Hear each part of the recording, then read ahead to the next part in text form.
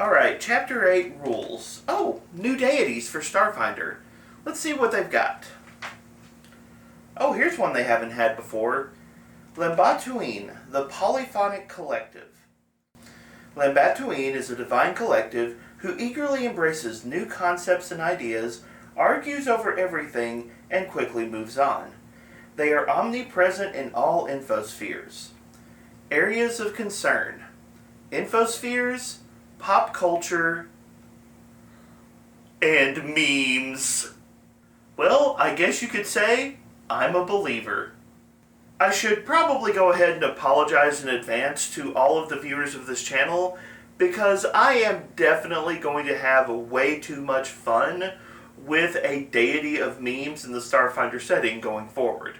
Today, I'm going to be talking about Gen Con 2024, what I did, some of the cool things that happened, and most importantly, some of my early reactions to the Starfinder 2e playtest on today's episode of The Local Disaster Tour Guide.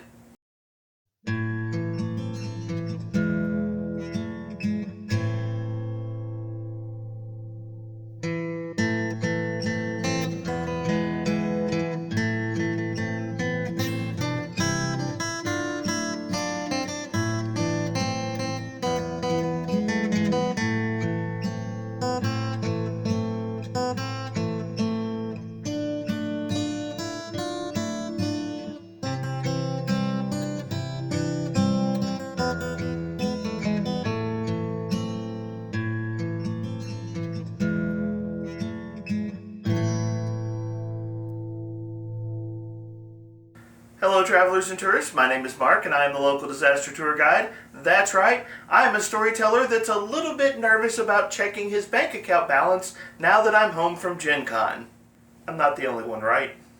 Welcome to a journey through the fantastic world of TTRPGs like Pathfinder and Starfinder, and welcome to what's going to be a little bit of a free-form video where I'm going to be talking about my recent trip to Gen Con 2024, some of the things that happened, some of the cool people I met, and some of the news that we got from Paizo during Gen Con 2024.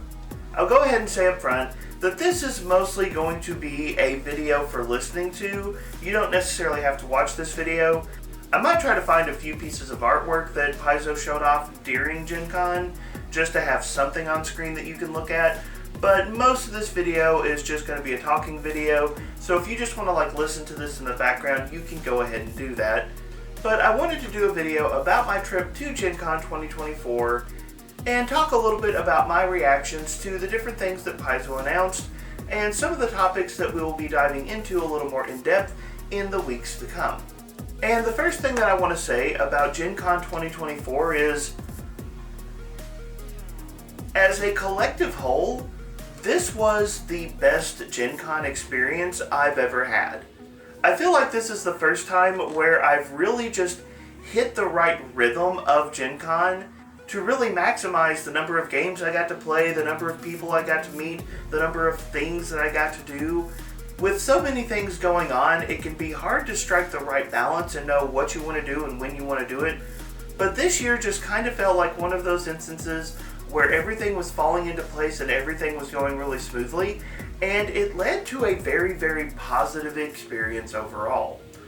One of the cool things about Gen Con 2024 is the people that I got to meet.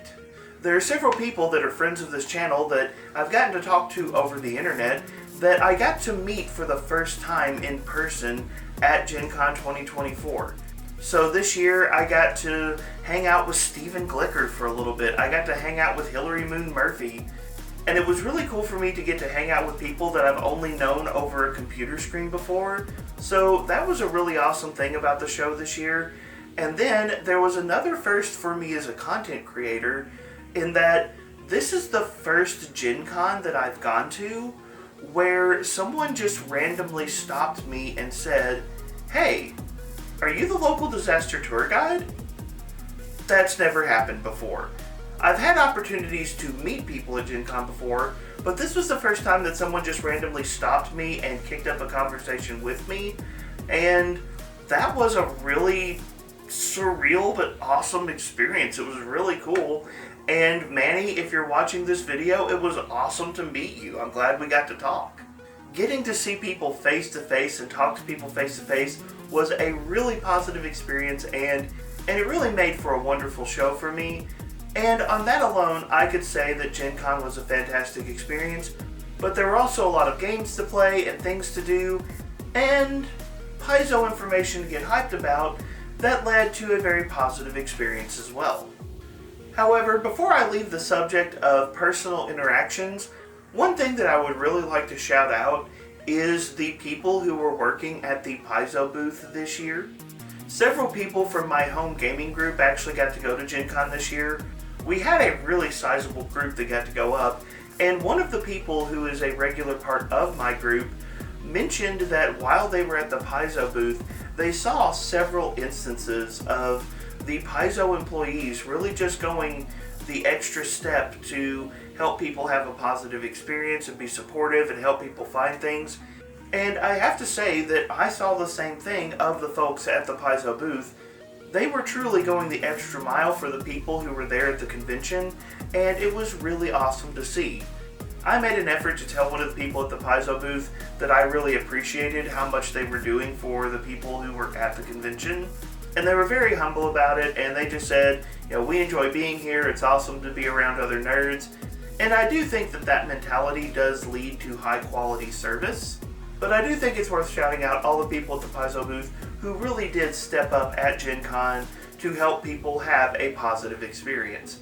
And to be honest, it's not just the people at the Paizo booth. I saw a lot of great examples of gamers being nice to other gamers and geeks being nice to other geeks and just humans being nice to other humans all throughout the convention. It really was fantastic to see all of the kind moments that I encountered while I was at Gen Con 2024, and I truly appreciated it. Outside of the human interactions, there were several other things that I got to do. Me and my friends tried out the role-playing game based off of Avatar: The Last Airbender. We only had enough time to do the 30-minute sample game, but that was really cool to check out. We definitely had a lot of fun. And naturally, my wife and I spent way too much time in the dealer hall, finding all kinds of stuff that we need more than a healthy bank account balance. I'm sure we're not the only ones who are guilty of that. But I have to say, one of my favorite memories from this convention is one of the best one-shot Pathfinder 2e games that I've ever run.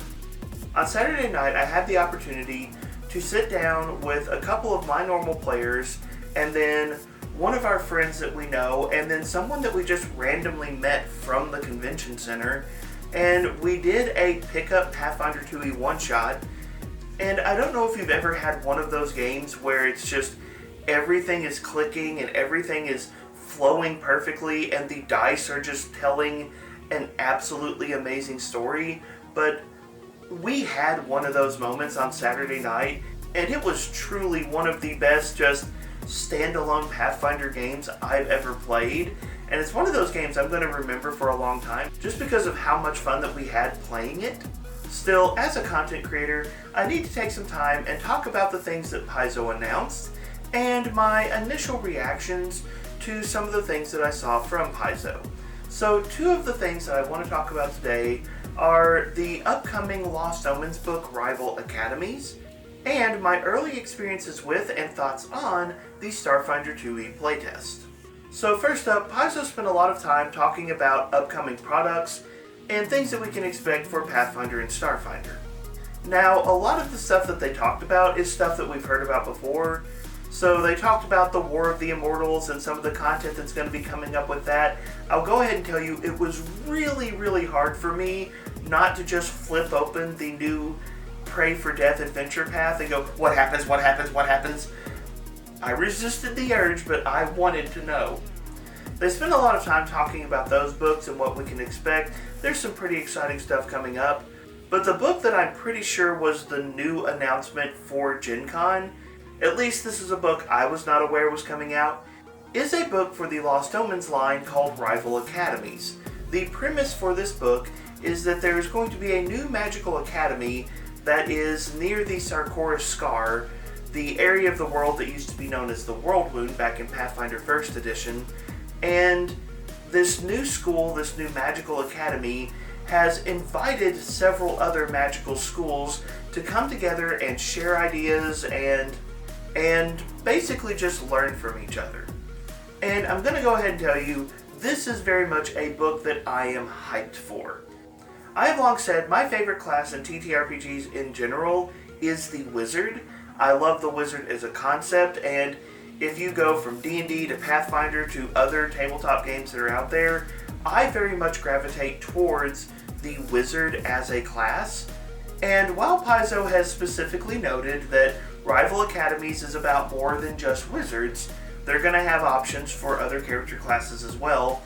If there's one thing that has really irked me with the remaster so far, it is that I have felt like the wizard class just doesn't have the breadth of options that I would like to see for it. And this book is certainly going to be bringing some more wizard options forward. And that is 100% something I feel like Pathfinder 2e needs right now, so I am stoked. Probably the biggest piece of news for Lost Omens Rival Academies is that there are going to be 6 academies that are officially showing up and hanging out and sharing ideas, but there's going to be another group that's going to be dropping in and apparently causing some trouble during this meeting of the minds, and that is the Rune Lords. Now, this is a rabbit trail I could chase for a really long time if I wanted to, but let's just say for now that the Rune Lords represent an important portion of the Golarion setting lore, as well as an interesting take on what the wizard class can be. In Legacy 2e, we did have rules for playing a Rune Lord if you were interested in that style of character, but with some of the major changes that have happened in the remaster, the old version of the Rune Lords really don't fit anymore, and if I'm being honest, I have been very curious how Paizo was going to approach the Rune Lords in the remaster, so next year with Lost Omens Rival Academies, we get to find out. So allow me to say, Lost Omens Rival Academies is probably the most hype book for me in the Lost Omens line. The Lost Omens line and I have an up and down relationship. There's been times I've been a fan, there's been times I've been pretty critical, but this is very much a book I'm excited to see, and I can't wait to find out what Paizo has to offer. However, the other big thing that happened at Gen Con, at least as far as Paizo is concerned, is the launch of the Starfinder 2e playtest.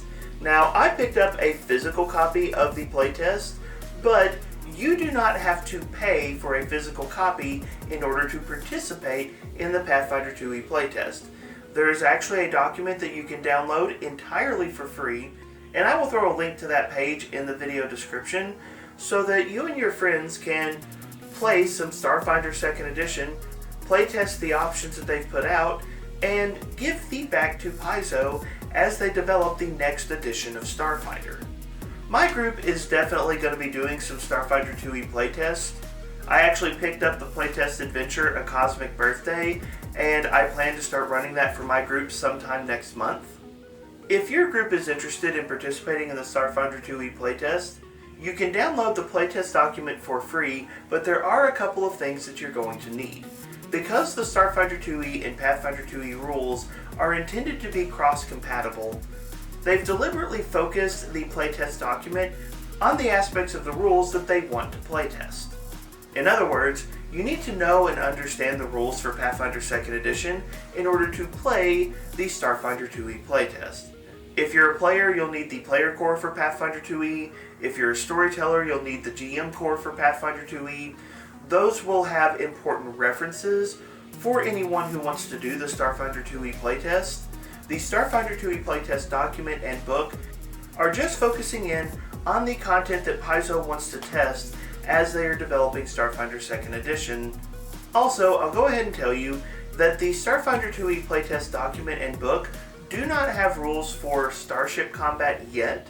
Paizo has said that they will be playtesting Starship Combat later in the playtest period, but right now they're focusing on the ancestries, the classes, the spells, the player character options portion of the game. And to that effect, me, 4 other people from my home table, and some random guy from Oklahoma, you were pretty cool by the way, actually got to sit down and run a Starfinder 2e playtest adventure called It Came from the Vast. Now, in case you have the opportunity to sit down and play the adventure It Came from the Vast, I'm not going to talk much about the adventure itself because I don't want to spoil the adventure for you. It was pretty fun. I will say this though, my group refused to let me adopt one.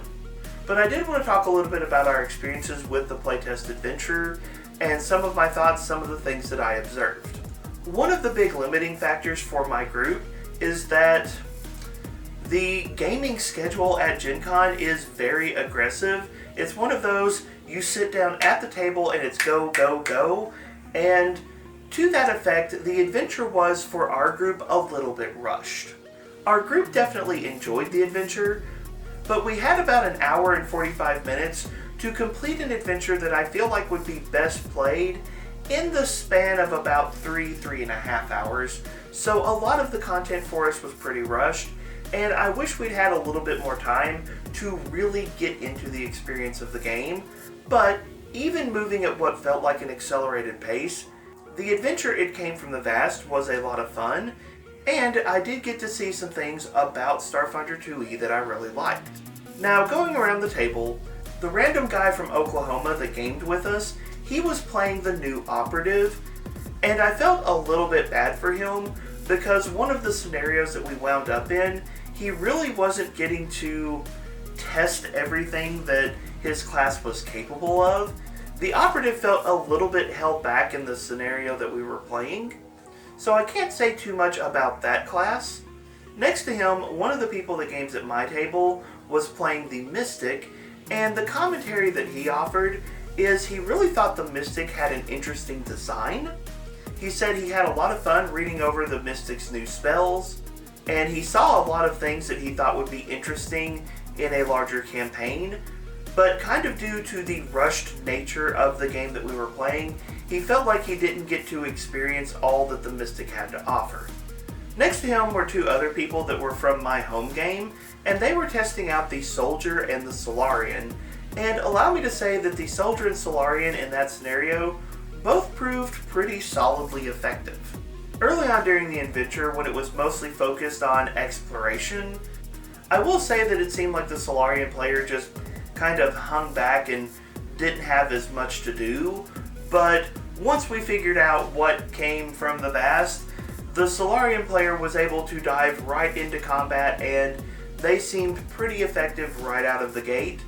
The new mechanics bouncing between Photon and Graviton mode were a little bit strange to me, but granted, I didn't have the new character sheet in front of me, and I haven't had a lot of time to read up on the new Solarian, so I will say that the Solarian felt a little bit weird in that context, but I don't know if that was just a limitation of the table we were playing at, and I look forward to digging into the Solarian a little bit more in the future, finding out the new ideas they have for the Solarian, and seeing what really makes this class tick. As for the Soldier, big guns are always useful when something goes wrong. The Soldier felt pretty solid, and I didn't see any major problems for the Soldier during the adventure that we played. The final two characters at the table were played by me and my wife. My wife was playing an Envoy, and I was playing the new Witch Warper. And I have to say that between those two classes, the one that truly impresses me the most is definitely the Envoy.